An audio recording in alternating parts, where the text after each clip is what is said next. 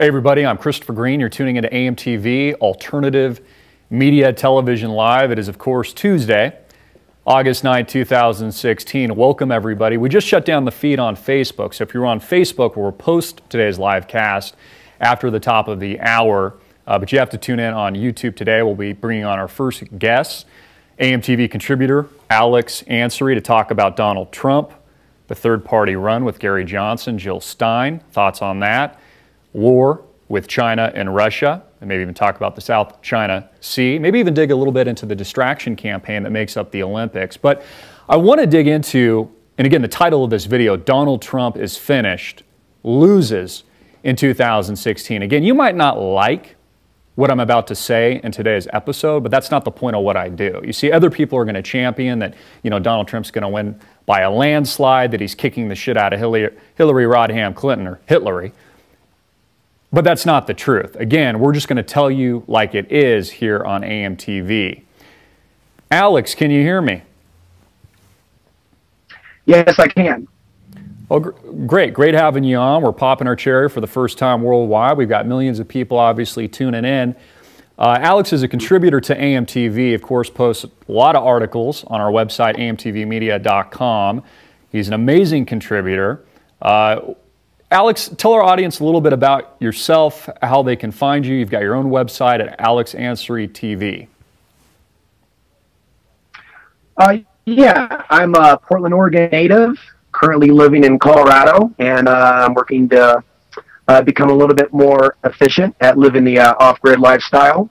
Mm-hmm. And there's a lot of different reasons why I've chosen to strategically relocate out of these urban areas, but yeah, I've been involved in the alternative media since 2004, 2005, and I hosted an Access community TV show in Portland for 7 to 8 years, and currently posting a variety of content. I consider it spiritual, political, and social commentary for the 21st century, mm-hmm. over at alexansary.tv and my YouTube channel.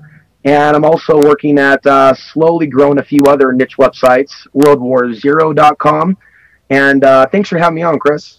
Yeah, you bet, Alex. It's great to speak with you. Thanks for coming on the program. So I want to dig into Donald Trump. Now, you asked me via Skype, do I want your real opinion? Well, of course, Alex, I want your real opinion.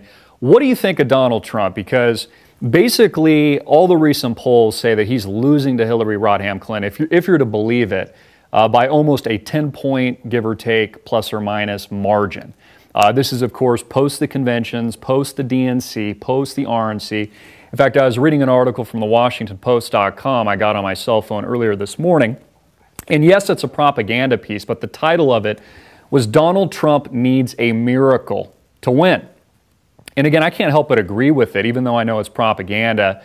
Article goes on, says 3 months from now, with the 2016 presidential election in the rearview mirror, we will look back and agree that the presidential election, more like a selection, was over on August 9th. Then he goes on and shows and kind of demonstrates how, Trump is falling back in the polls and that he really hasn't been able to talk about anything of real substance post annihilating the entire GOP field. What is your take on Donald Trump? You like him? You don't like him?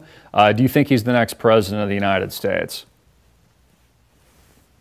I think he could be the next president to be selected of the United States. Now, before I get started, I want to say that I am not a fan of Hillary Clinton, and there's no known history of me supporting any mainline Democrat. In fact, the only presidential candidate I've ever endorsed has been Ron Paul, both in 2008 and 2012. I actually did a podcast recently noting the contrast, in my opinion, between Ron Paul's campaign and what I consider to be the golden rule philosophy that I feel really brought that spark to the liberty movement at that time. Mm-hmm. Donald Trump has made some statements that has made him very popular with some liberty, freedom-oriented people, including those that question the official story of 9/11. Now, do you think... However, I don't believe that he's being genuine. Sorry to interrupt. There's a little bit of a delay, so I'll let you speak. But do you think Donald Trump is a dark horse? I mean, you said, because again, there's a lot in the liberty movement. Again, my personal opinion on this is that I'm just so anti-Hillary. And I think I was probably the first person to say this months and months and months ago. I'm now hearing it as part of the public lexicon on mainstream television now, because obviously people tune into our show. But I'm just so anti-Hillary Clinton that I'm for just about anything else. It puts a stop to this tyrannical liberalism that makes up, the USSA today. So please continue. And sorry to interrupt. We do have, I think, a 2-second or so delay on this feed. Well, my geopolitical forecast has been fairly consistent since 2008. And on Outside the Box TV, when I was in Portland, I remember reporting on a great number of war game drills between China and Russia, where it's clear the United States eventually is going to be considered the enemy. And so I've been watching this build and build and build.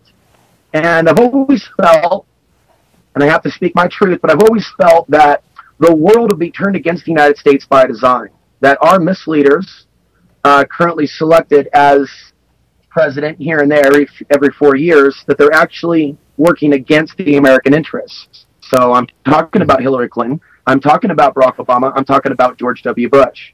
So while I see some things that Trump is saying that's really touching a chord with certain people, I'm concerned with certain rhetoric, such as, well, if I'm president, maybe those Russian planes that buzzed the U.S. destroyer, maybe those Russian planes need to be shot down. There was also some other statements that Obama isn't tough enough on Russia. And I don't really see these people as being really opposites to begin with. So, again, I'm not looking at this from a perspective of being or defending Hillary Clinton. I want to call out what I believe is to be kind of a new 21st century, for today's day and age, version of propaganda called reverse psychology.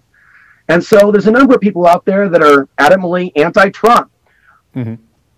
People that obviously cannot be trusted because they've misled the American people before. And I think that's created this false sense of, well, if they're against Trump, maybe Trump is legitimate. And I've just been noticing this narrative build and build. And I'm also noticing, as of last week, because I do question the ties between Vladimir Putin and Donald Trump and what's really going on there. Yeah, so let's enter Clinton campaign.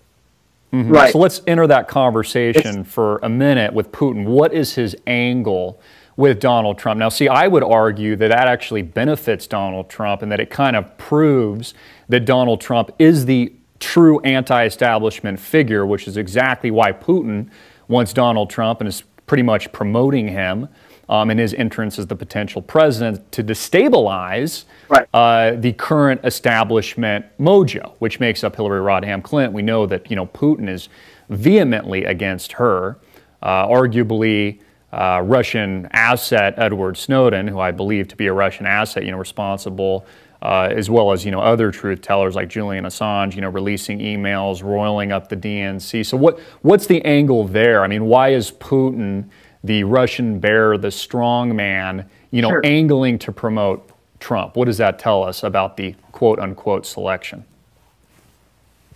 And we can also ask, why are some Chinese in favor of Donald Trump? Chinese as opposed to the CCP, or the Chinese Communist Party. I question it for a number of reasons. I'm going to try to be brief, but a Donald Trump presidency could aid China and Russia in surpassing the United States. Again, they're working with information that you and I are not working with.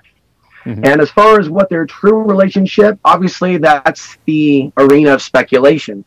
And there's a lot of claims being thrown around now. And can you really trust the mainstream media if they're pro-Hillary, if they're claiming that there's a connection between Trump and Putin already?